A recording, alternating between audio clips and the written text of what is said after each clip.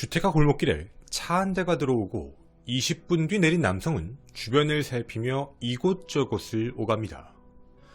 약 1시간 후 무엇인가 결심한 듯 흰색 가방을 들고 한 집을 향해 걸어가는 남성.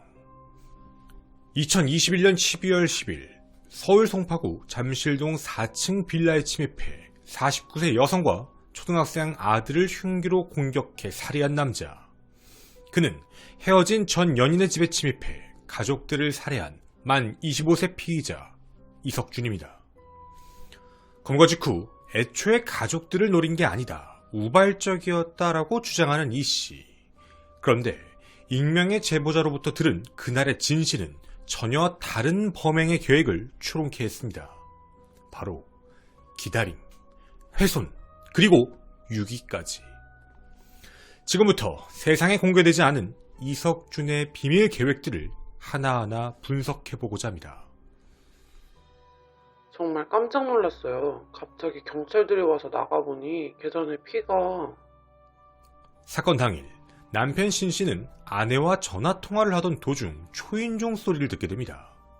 문이 열린 직후 아내의 비명소리와 무릎 꿇어라는 괴한의 목소리가 들리기 시작하자 112에 바로 신고를 합니다. 10분 후인 오후 2시 26분 경찰이 도착해 4층의 문을 열었을 땐 신 씨의 아내와 초등학생 막내 아들은 흉기에 찔린 상태로 발견이 됩니다. 사라진 범인, 집 주변의 수색을 통해 흉기를 버리고 옆집 건물 장롱에 숨어있는 이석준 검거에 성공하게 됩니다. 이 씨의 범행 동기는 무엇이었을까요? 왜 49세 여성과 초등학생 아들을 공격한 것일까요? 이석준이 범행 대상으로 노린 것은 피해자들이 아니었습니다. 또 다른 피해자, 바로 피해자들의 딸이자 누나였던 21세 여성 A씨였습니다. A씨와 전 연인 관계로 알려진 이석준. 그런데 A씨는 사건 발생 3일 전부터 신변 보호 대상자였던 것이 확인됩니다. 사건 발생 5일 전 천안. A양은 이석준에게 동거를 정리하고 부모님 집으로 가겠다며 짐을 싸서 나오려고 합니다. 이에 격분한 이씨는 A양을 방에 감금하고 폭행 및 성폭력을 가하며 이 행위를 모두 동영상 촬영까지 했던 것이죠. 다음날인 6일 대구로 가서 부모님과 친구들을 만날 것인데 연인처럼 행동하지 않으면 죽이겠다며 협박을 해 무려 25시간 동안이나 끌려다녔던 것입니다. 이미 이씨가 핸드폰도 부숴버린 상태로 가족에게 연락할 길이 없자 컴퓨터 채팅방에 몰래 들어와 친구에게 메시지를 보냅니다. 급하다, 도망치다 잡히면 죽는다, 맞아서 얼굴이 이미 멍이 들었다의 내용이었죠.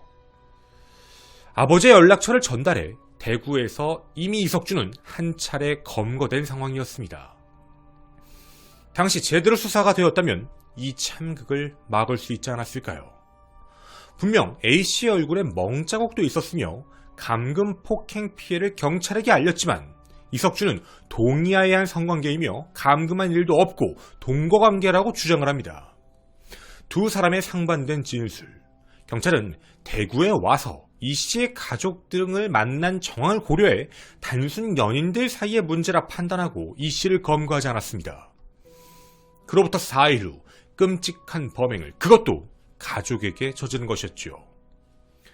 이에 범행 동기는 이별 통보를 받고 성범죄로 신고를 당한 것에 앙심을 품어 보복하려고 했다는 것이 지배적 의견입니다. 정말 이 씨의 말대로 앙심을 품고 저지른 우발적 범행이 맞는 걸까요?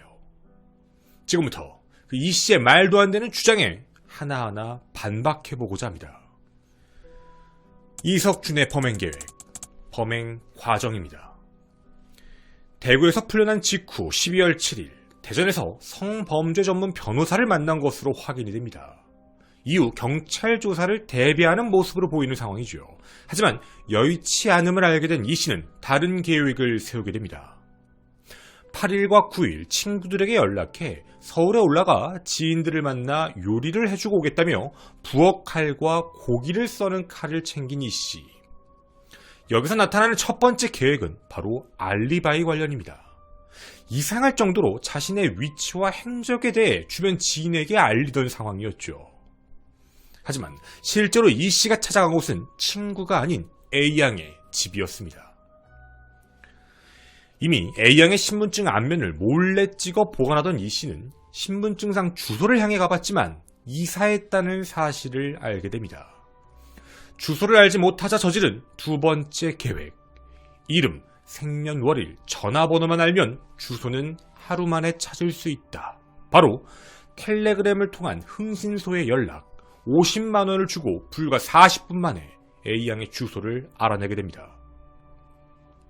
이후 그의 세 번째 계획은 송파구 가락동을 들러 전기 충격기, 잠실동에선 흉기 등 바로 범행 도구들을 사기 시작했죠. 하지만 범행에 문제가 있었습니다. 이 빌라 자체가 공동 출입문 현관이 있었지요. 즉 집에 어떻게 들어가는지에 대한 문제였습니다. 핸드폰으로 도어락 해제 방법 같은 내용을 검색.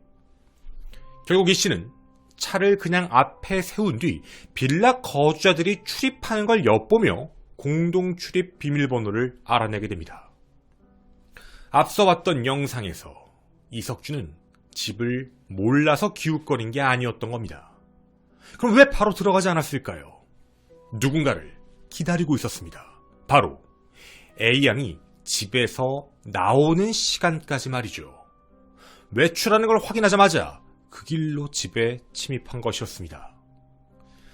알리바이를 만들고 범행 도구를 구입하며 집 앞까지 찾아낸 이석준. 그런데 왜 막상 피해 여성이 집을 나서는 걸 기다렸던 걸까요?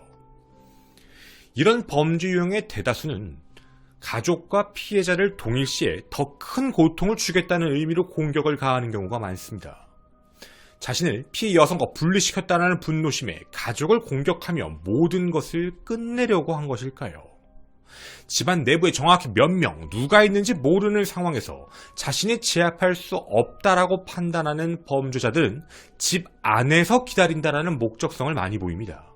즉, 집 내부에 침입해 남아있는 가족을 공격, 제압을 하고 귀가하는 피해자를 기다렸을 가능성이 매우 높은 상황이었죠. 정말 이런 흔적만 남았을까요? 이석준의 계획범죄, 범행 수법입니다. 저에게 익명의 제보자로부터 전달받은 내용이 있었습니다. 사실 그날의 상황, 즉 언론의 보도와는 약간 달랐습니다. 물론 이는 확인된 사실이 아니라 정확하지 않을 수 있음을 미리 말씀드립니다. 4층이었잖아요. 그런데 그 초등학생 아이가 2층 계단에 피를 흘리고 있었어요. 정말 이상한 건 공격당하고 4층에서부터 내려온 거면 피해가 계속 이어져야 하잖아요. 그런데 2층에서 1층 현관 밖으로 나가는 곳까지만 혈흔이 이어져 있었어요. 이 제보가 진실이라면 이 씨는 집안 내부에서 A양의 어머니를 전기 충격기 및 흉기로 살해하던 도중 어린 초등학생 아들이 밖으로 나가는 걸 뒤쫓아 2층에서 공격을 가한 뒤 밖으로 도주했다는 이야기가 됩니다. 이 씨가 우발적으로 그랬다라는 것이 아닌 피해자들을 살해해야겠다라는 목적이 명확했던 것이죠. 실제로 발견된 피해자들의 상흔도 목 부분을 정확히 날카로운 흉기로 공격한 것도 이를 뒷받침하는 모습입니다. 이뿐만이 아닙니다. 이석준이 들고 간 그 가방이 보여주는 비밀들이죠. 앞서 상황들을 정리해 추론해보자면 집안 내부로 침입한 이 씨가 피해자들을 제압하고 A양을 기다리고자 했던 것이 범행 계획이었지만 상황이 여의치 않자 도주를 한 것으로 보여집니다. 그리고 이 추측을 뒷받침하는 이상한 물건들이 확인됩니다. 바로 이석준의 흰색 가방과 렌터카 차량에서 말이죠. 전기 충격기, 부엌칼, 한마, 밧줄, 육가공 칼, 톱, 목장갑, 밀가루, 마대자루 등등. 도대체 왜 이런 범행 도구를 위험만 가하기 위함이라면서 준비했던 걸까요? 이런 예를 들어보겠습니다. 범행 도구로 밀가루를 준비해 밀가루로 사람을 죽여야 되겠다라고 할 수는 없습니다. 밀가루를 범행 현장에 가져갔다는 것은 누구나 현장에 남는 자신의 흔적을 지우기 위함일 것이다라고 추측할 수 있죠. 그럼 이 범행 도구들을 보통의 생각대로 정리를 해보자면 피해자를 제압하겠다, 전기 충격기와 밧줄, 피해자를 공격하겠다, 부엌칼과 한마. 그럼 남는 것들은 어떻게 되는 걸까요? 공격 이유, 즉 제압 이유, 육가공 칼, 접이식 톱, 목장갑 10개, 마대자루 5개, 그리고 밀가루. 이 모든 행위 이후에 도주 및 이동을 렌터카. 물론 추측입니다. 하지만 준비한 범행 도구의 성격을 이렇게 분리시켜보면 이석준의 최종 범행 목적은 살인으로 끝나지 않았을 가능성이 매우 높아 보입니다. 검거 직후 죄송하다라고만 말하는 이석준. 정말 그의 말은 진실일까요? 그의 말을 분석해보고자 합니다. 지난 17일 검찰로 송치되는 이석준. 마스크 벗어주실 수 있으십니까? 죄송합니다. 피해자 가족 왜 죽였습니까? 경찰 신고 보복하려고 범행 저지르신 거 맞습니까? 아닙니다. 정말 죄송합니다. 애초에 살인 계획하신 건 맞습니까? 아닙니다. 정말 죄송합니다. 피해 여성 그동안 피해자분들에게 할 말도 없고 사회적 무리를 이렇게 정말 죄송합니다. 죄송합니다. 끔찍한 살인마의 입에서 나온 말은 죄송합니다. 하지만 그 이면엔 진실로 반성하며 나오는 죄송합니다가 아닌 회피성의 말이라고 전문가분들은 지적합니다. 죄송합니다라는 말의 의미로는 겉으론 반성으로 보여지겠지만 속으론 거절에 대한 의미가 매우 강하다는 것이죠. 피해자 가족을 왜 죽였느냐라는 질문에 죄송합니다라는 답변은 겉으론 이런 범죄를 저질러서 죄송하다라는 뜻이 되겠지만 속으론 대중들에게 혹은 재판부에게 죄송합니다라는 느낌이 더 강하다는 것이죠. 즉, 자신의 살인 행위에 대해 정말 죄송합니다라는 말이 아닌 기자분들의 질문에 대해 반성의 얼굴로 질문을 거절한다라는 표현이었습니다.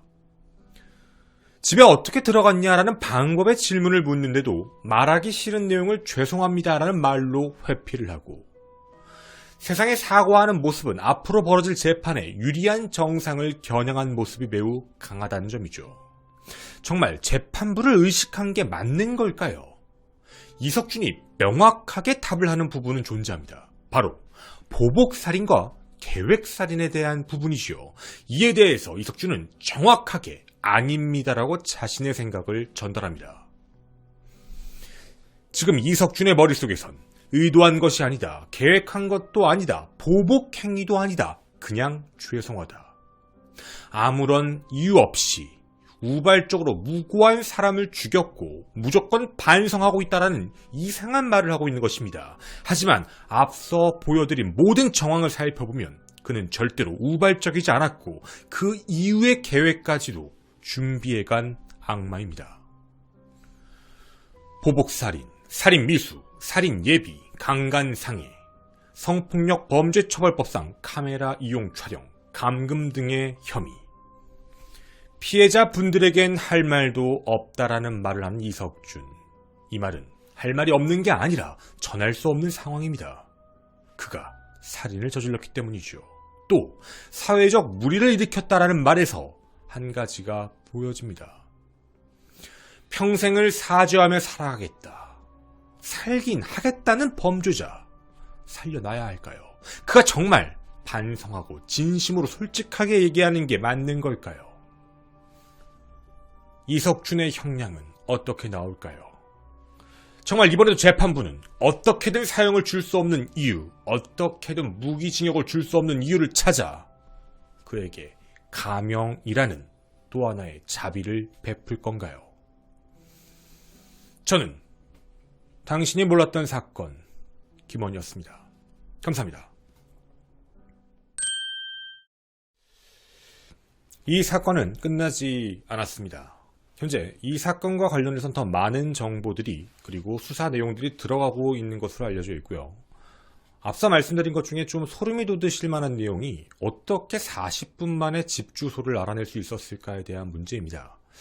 이 부분은 과거부터도 좀 문제가 많았던 것으로 알려졌는데 텔레그램을 통해 한 흥신소 사장에게 연락해 그 흥신소 사장도 그 연락하는 따로 업체가 있다고 합니다. 그 업체들에게 연락을 해 대부분 다 텔레그램을 이용한다고 하는데 그 내용을 전달받아 그렇게 그쪽에다가 돈을 떼어주고 그리고 수임료받은 일부를 자신이 갖게 되는 그런 구조였던 것이죠. 근데 아마 이게 어떻게 알려질까라고 생각이 많이 드실 텐데요. 이거와 관련해서 과거 N번방 사태에서도 한번 알려진 적이 있었습니다.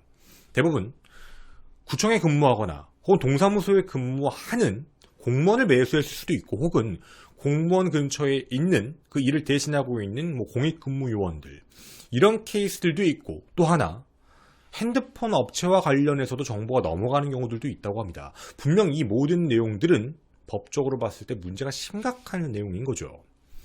해서 이 부분에 대한 부분도 수사가 들어가고 있고 이들에 대해서도 검거를 총력을 기울이고 있다라고 알려져 있습니다. 이석준, 여러분이 생각하시기에 정말 그는 우발적으로 저지른 범행이다 라고만 하고 있는데 그 우발적 범행이 맞는 걸까요? 아니면 조금 다르게 생각해봤을 때 그가 실제로 세웠던 계획은 어디까지였던 걸까요? 알리바이를 준비해 마치 자신은 거기에 없는 것처럼 핸드폰도 이미 대구경찰서에 자기 걸 내놓은 상태였습니다. 위치 추적이 되지 않는 상태, 차량은 렌터카, 그리고 많은 범행 도구들. 만약 그날 빠르게 경찰이 출동하지 않았더라면 그날 그 집에 다음 방문했던 사람은 경찰이 아니었을 겁니다. 피해자 혹은 피해자의 또 다른 가족이었겠죠. 감사합니다.